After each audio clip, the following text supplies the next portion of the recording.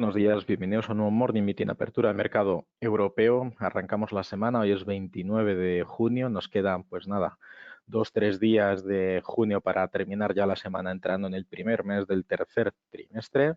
Bueno, y como siempre nos vamos a dirigir a la plataforma para empezar con el comentario de mercado. Básicamente arrancamos una sesión en la que, aunque hemos visto el inicio de la semana por parte del mercado asiático en negativo, de hecho alcanzando niveles por encima o por debajo incluso del 2%, mejor dicho, para el índice australiano, para el Nikkei japonés y el Kospi coreano, parece ser que poco a poco el sentimiento del mercado va retrocediendo. Parece que no hemos asimilado con toda la crudeza el incremento de casos por coronavirus que hemos visto durante este fin de semana, que ya se confirmó que el caso a nivel global supera los 10 millones de contagiados y que la propagación ha hecho que ya hayan fallecido más de medio millón de personas. De hecho, el foco principal que cita en Estados Unidos supera los 2,5 millones de casos, es decir, el 25% de los infectados están en Estados Unidos y aparte Japón, Tokio concretamente, ha informado que ha reportado el número de casos por infección de coronavirus más grande desde que se levantó el estado de emergencia en Japón. China, por su parte, además, también ha impuesto un estricto bloqueo alrededor de medio millón de personas después de que se descubriera un nuevo brote del COVID-19 cerca de Beijing.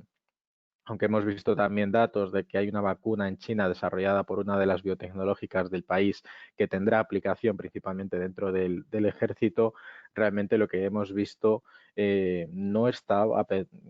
reportando o impactando los mercados como debiera. De hecho, estamos viendo cómo, salvando el Nikkei, que le quedan 30 minutitos para cerrar, y el Kospi coreano exactamente igual, un 1,85 de caída, vemos como el índice australiano ya está reportando subidas, mientras que en los índices europeos tenemos casi pleno en subidas, salvo el índice ruso, que con el tema del impacto de los inventarios que vimos la semana pasada, pues lógicamente el retomar el exceso de oferta y el también haber conocido que una de las principales perforadoras de esquisto en Estados Unidos se ha declarado en quiebra, pues está haciendo que la cotización caiga. A nivel de divisas podemos observar sobre todo fortaleza en el dólar australiano y en el dólar neozelandés, junto con el euro dentro de los pares principales, mientras que los recortes vienen de la mano para el dólar estadounidense precisamente, para el franco suizo y sobre todo para el yen japonés. La corona noruega también está recortando por esas noticias sobre la quiebra de una de las principales compañías de perforación de esquisto, fracking, para aquellos que más o menos lo tenéis más claro de esa manera.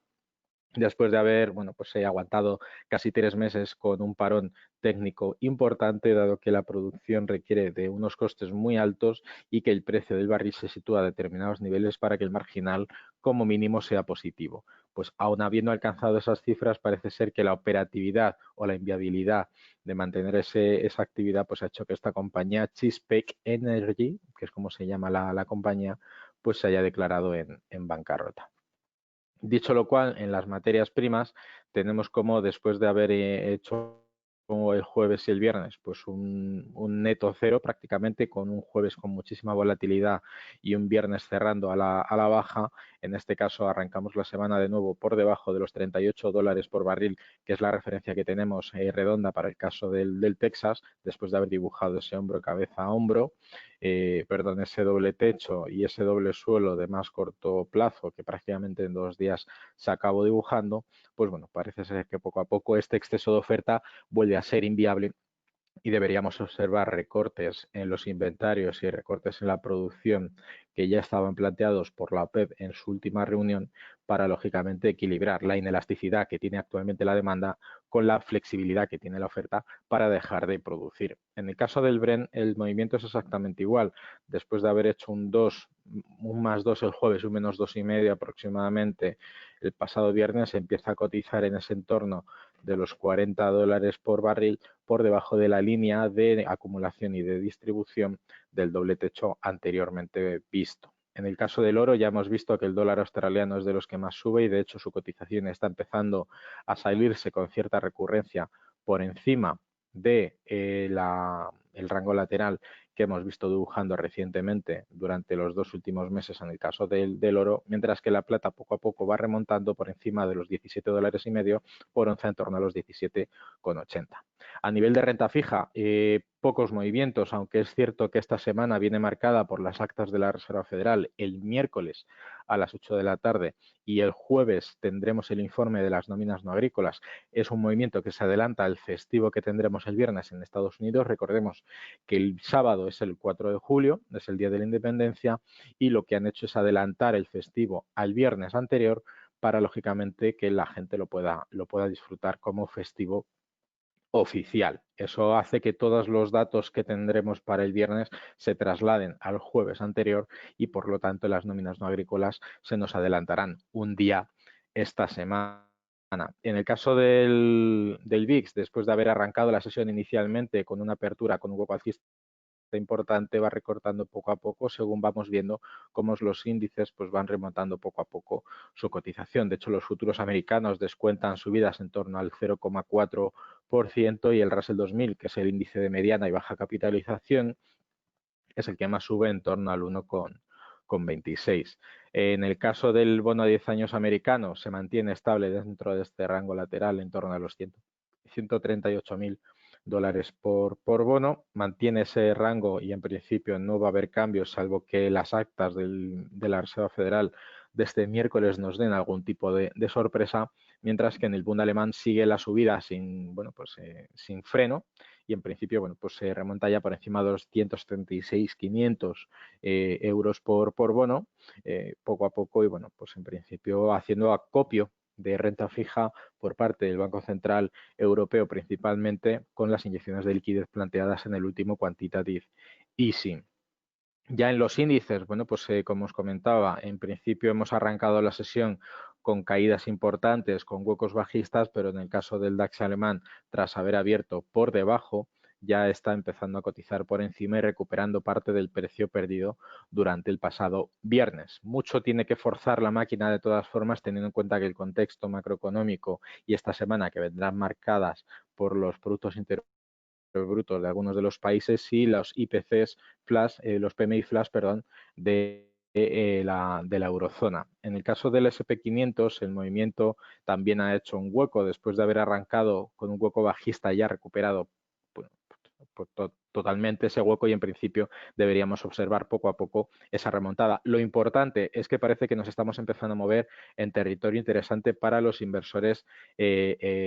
institucionales. En el indicador que vemos abajo, que es Commitment of Traders, en la parte superior, la línea de color azul son los inversores minoristas, que se nota que están perdiendo mucha fuerza, perdiendo mucho interés por el mercado, mientras que es en este caso los inversores institucionales los que lo van recuperando poco a poco. Se nota lógicamente también en un relativo secado de la inversión, donde el volumen cada vez está siendo más pequeño. Lógicamente, los inversores minoristas, la masa crítica de inversores minoristas, tienen una fuerza limitada de inversión. Y eso está permitiendo ahora mismo que los movimientos estratégicos en las grandes corporaciones pues empiecen a tener su punto de partida en los mercados. El Nasdaq en este caso exactamente igual, apertura con un hueco bajista, recuperación durante esta apertura europea y después de mantener esos niveles de los máximos pre-COVID como soporte importante en los 9.767, la cotización se va alejando poco a poco de este nivel para remontar por encima de los 9.850 puntos. Y el Dow Jones, movimiento muy similar al del SP500, en este caso su soporte clave son los 24.800 que ya alcanzó prácticamente en la segunda onda del segundo movimiento de Elliott, que recordemos que no se completó. De hecho, podríamos estar viendo incluso una figura de hombro, cabeza, hombro, que podría marcar niveles de cotización futuros mucho más bajos. En cualquier caso, parece que los niveles máximos de la quinta onda de Elliott en el primer movimiento inicial, que sí se completó, parece ser la línea clave importante de soporte en el índice no ponderado de Estados Unidos. Y para terminar, en el IBEX 35, niveles de nuevo cotizados por debajo del cierre del pasado viernes, un hueco bajista importante que no ha tardado en recuperar, sobre todo en estos primeros 40 minutos de cotización de mercado de contado, y ya en los índices, en Forex, los movimientos relativos están haciendo que el euro recupere terreno frente al dólar parece ser que el soporte de los 1,12 es lo suficientemente fuerte para no continuar en principio con el movimiento bajista de este canal bajista que estamos observando. Y bueno, pues si esto sigue así, en principio deberíamos observar de nuevo niveles de pivote en torno a algunos máximos anteriores en torno a los 1,13, principalmente debería ser para cumplir con la figura por debajo del 1,13 y a partir de ahí, bueno, pues observar más retrocesos. Esto podría venir de la mano y coincidente, dado que quedan 2 jornadas para las actas de la Reserva Federal, podríamos observar movimiento en los próximos 2 días en el eurodólar. Siempre y cuando las actas muestren algún tipo de actividad de la Reserva Federal que fomente las compras del dólar, deberíamos seguir viendo poco a poco cómo el dólar pierde terreno hasta que veamos el miércoles si algo sucede. Aparte de eso, poco más. En el calendario macroeconómico de hoy, pocos datos de importancia más allá de la inflación de Alemania y los discursos de algunos de los miembros de la Reserva Federal. Lo importante para esta semana lo tendremos el miércoles en las actas de la Reserva Federal, el jueves el informe de las nóminas no agrícolas y, bueno, pues retomando el viernes, que será festivo en Estados Unidos, veremos cómo por la tarde, en la última jornada de esta semana, caerá la negociación con relativa fuerza. De hecho, los mercados están listos para una sesión más leve durante esta semana en términos de publicación de datos económicos. A los inversores se les ofrecerán algunos datos preliminares del IPC de Alemania de junio, así como los datos de venta de viviendas pendientes de Estados Unidos para marzo. Sin embargo, en este momento los mercados parecen estar nuevamente enfocados en el aumento de los casos de COVID. No lo parece en realidad porque a efectos prácticos estamos viendo cómo los índices están subiendo cuando deberían estar temiendo un poco por este incremento en el número de contagiados y es probable que sea el tema principal en los mercados, al menos en la jornada de hoy. Prestaremos atención a los Estados Unidos y si más estados y condados del país deciden reimponer las restricciones al virus.